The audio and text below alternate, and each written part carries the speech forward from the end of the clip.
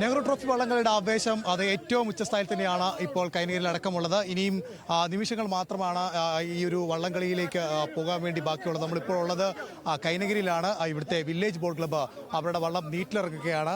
അത് ഒരല്പസമയത്തിനകം തന്നെ ആ ചടങ്ങുകൾ ഇപ്പോൾ നടക്കും. വള്ളം ഇതിലേക്ക് ഇറങ്ങുമ്പോൾ നമുക്കറിയാം, കഴിഞ്ഞ വർഷം BBC ആണ് കിരീടം ഈ കൈനഗിരിയിലേക്ക് എത്തിച്ചത്.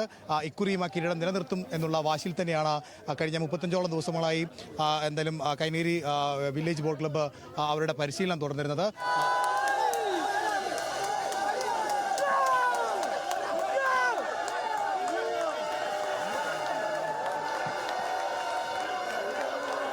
എങ്ങനെയാണ് ഇപ്രാവശ്യം നമ്മൾ കിരീടം നിലനിർത്തുന്നത്? ഇപ്രാവശ്യം ഞങ്ങൾ കിരീടം മൂന്നാം വർഷം കപ്പടിച്ചിരിക്കും. ഞങ്ങൾ തലവടി വള്ളത്തോട് കൂടി കപ്പടിച്ചു. ഞങ്ങളുടെ എല്ലാ വില്ലേജിൻ്റെ കൂടെ ഉണ്ടായിരുന്ന എല്ലാ ടീമുകളും പോയി. പങ്കായക്കാരെ പോയി, നിലക്കാർ പോയി, വള്ളം പോയി.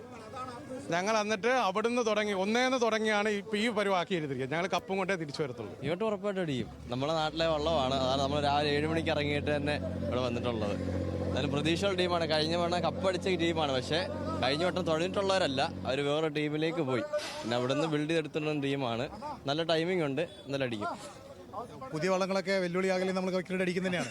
പിന്നെ നമ്മൾ ഉറപ്പായിട്ട് നമ്മൾ അടിച്ചിരിക്കും. 100% ഉറപ്പാണ്. ആ ടീം പൊട്ടിപ്പോയ ടീം ഇത്രയും സമയക്കുറവിനകത്ത് ഇത്രയും നല്ല ബെറ്റർ ടീമായിട്ട് വന്നെന്നുണ്ടെങ്കിൽ നമ്മൾ അടിച്ചിരിക്കും 100%. എങ്ങനെയാണ് ഇപ്രാവശ്യം നമ്മൾ? തീർച്ചയായിട്ടും ഈ പ്രാവശ്യം ഞങ്ങൾ കപ്പ് തലവടിക്ക് കൊണ്ടുപോകും. തലവടിക്ക് കൊണ്ടുപോകണം ഞങ്ങളുടെ ആഗ്രഹമാണ്. ഞങ്ങളിതൊന്നും പലവട്ടം ട്രൈ ചെയ്ത് കിട്ടിയില്ല.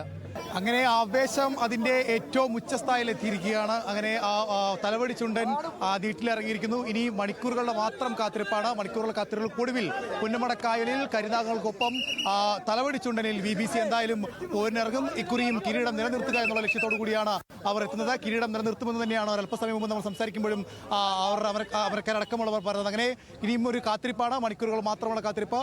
BBC കിരീടം നിലനിർത്തുമെന്ന് തന്നെയാണ് അവർ പറയുന്നത്. എന്തായാലും കൈനഗരിയിൽ നിന്ന് ക്യാമറമാൻ അശ്വിനൊപ്പം മനീഷ് മാത്യു, ന്യൂസ് മലയാളം.